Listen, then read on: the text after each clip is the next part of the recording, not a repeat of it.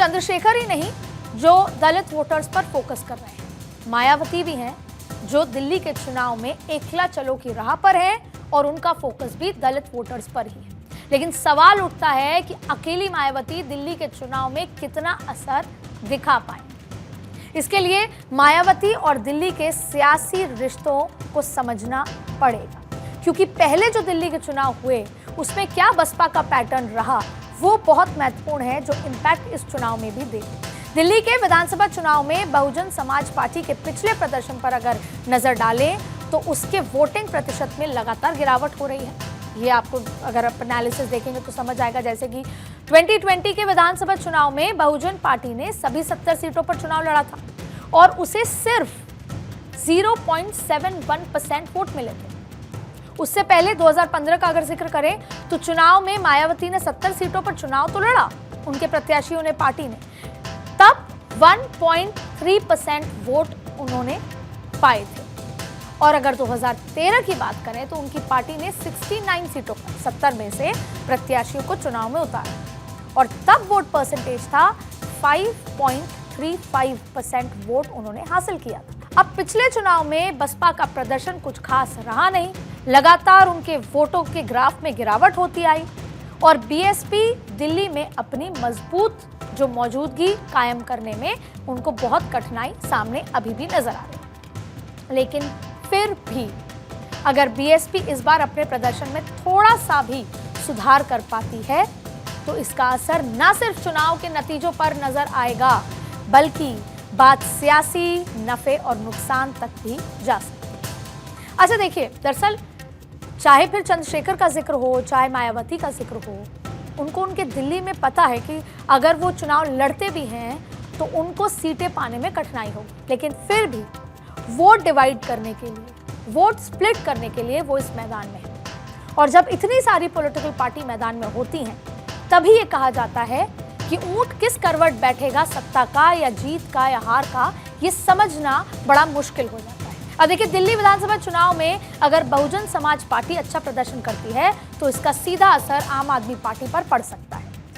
वजह देखिए, आम आदमी पार्टी का वोट बैंक ज्यादातर माना जाता है कि झुग्गी झोपड़ी है, उसके अलावा मिडिल क्लास है और उसमें बहुत भारी संख्या में एससी वोट बैंक है या फिर मुस्लिम वोट बैंक है।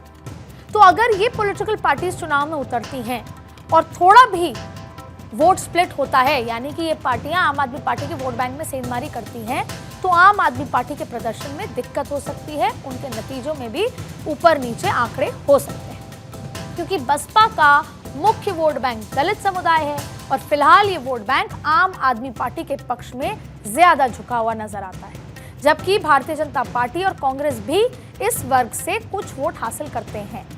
आम आदमी पार्टी ने इस वर्ग में अपनी पकड़ मजबूत कर ली है और ऐसे में अगर बसपा दिल्ली चुनाव में अच्छा प्रदर्शन करती है तो आम आदमी पार्टी के इस वोट बैंक पर हाथ उसको धोना पड़ सकता है या कहीं ना कहीं कुछ सेंधमारी की झलक उनको देखने को मिल सकती है, जिसका फायदा बीजेपी को मिलता नजर आएगा आने वाले समय में अगर ऐसा होता है, और जिससे उसकी चुनावी संभावनाओं पर भी असर पड़ेगा। जाहिर तौर पे 70 सीटों में अगर सेंधमारी होती है तो चुनावी संभावनाओं पे असर आएगा। और देखिए, चुनाव में मायावती की जोर आजमाइश का असर कुछ ऐसा होगा कि दलित वोट बैंक पर आम आदमी पार्टी का असर घटेगा, जाने या अनजाने में ही सही, लेकिन इसका फायदा जैसा मैंने कहा भारतीय जनता पार्टी और कांग्रेस दोनों को मिलेगा।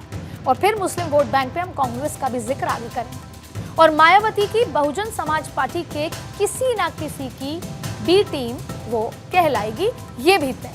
और दिल्ली के इसी चुनावी दौड़ में हैदराबाद वाले ओवैसी भाईजान भी चुनाव मैदान में डटे हुए हैं और वो मुस्लिम वोट बैंक पर जाहिर तौर पे सेंधमारी करेंगे। अब मुस्लिम वोट बैंक आम आदमी पार्टी के पक्ष में है अभी, लेकिन इस चुनाव में कांग्रेस ने भी अपनी कमर कसी है केवल और केवल मुस्लिम वोट बैंक में या 8 से 10 सीट जो मुस्लिम बहुल हैं उन पर टारगेट करने के लिए। अब देखिए, वैसे तो दिल्ली में कुल 70 विधानसभा सीटें हैं, लेकिन ओवैसी की नजर सिर्फ 10 सीटों पर है। वो 10 सीटें जहां मुस्लिम मतदाता बहुत मायने रखते हैं। दिल्ली विधानसभा चुनाव में एआईएमआईएम जिन सीटों पर अपने उम्मीदवार उतार रही है उसमें कौन कौन सी वो सीटें हैं? मुस्तफाबाद है, सीलमपुर है, बाबरपुर है, मठिया महल है, बल्ली मरान है, चांदनी चौक, ओखला, सीमापुरी, सदर बाजार और जंगपुरा सीट भी इसमें शामिल है। अब देखिए, एआईएमआईएम के दिल्ली प्रदेश अध्यक्ष शोएब जमाई ने ये कहा कि इन सभी सीटों पर 2 से 3 दिनों में उम्मीदवारों का ऐलान हो जाएगा। मुख्य तौर पर एआईएमआईएम उन मुस्लिम बाहुल्य इलाके में चुनाव लड़ना चाहती हैं जहां फिलहाल आम आदमी पार्टी का दबदबा है। कभी इन सीटों पर कांग्रेस का कब्जा हुआ करता था।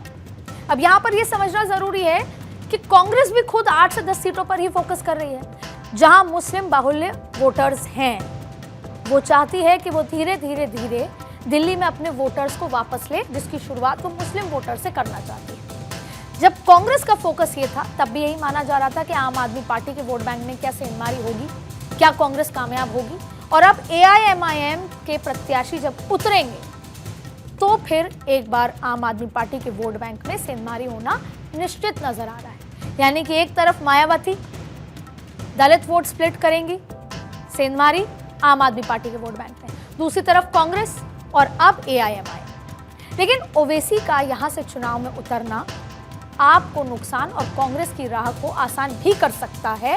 ये पैटर्न तय करेगा, आगे की स्ट्रैटेजी तय करेगी, क्योंकि जिन 10 सीटों पर एआईएमआईएम अपने उम्मीदवार उतार रही है वो सभी पिछले 2 चुनाव से लगातार आम आदमी पार्टी के पास है। कुल मिलाकर सारी पॉलिटिकल पार्टियां आम आदमी पार्टी को रोकने की पूरी तैयारी में है। वो जीते या ना जीते, कांग्रेस खुद जानती है कि वो इस बार के चुनाव में बेहतर प्रदर्शन नहीं कर सकती, उसके पास खोने के लिए कुछ नहीं है। लेकिन वो आम आदमी पार्टी की सीटों के नंबरों को कैसे कम करे, केवल और केवल उसकी स्ट्रैटेजी में लगी हुई है। एक बार फिर अगर हम एआईएमआईएम का जिक्र क्योंकि यहाँ पर चल रहा है, तो एआईएमआईएम जिन सीटों पर प्रत्याशी उतारने की तैयारी में है उन पर मुस्लिम वोटर्स की संख्या ज्यादा है। ऐसे में वो हार और जीत का फैसला करने में अहम भूमिका निभा सकते हैं और 10 सीटें बढ़ाकर 70 वाली विधानसभा सीटों में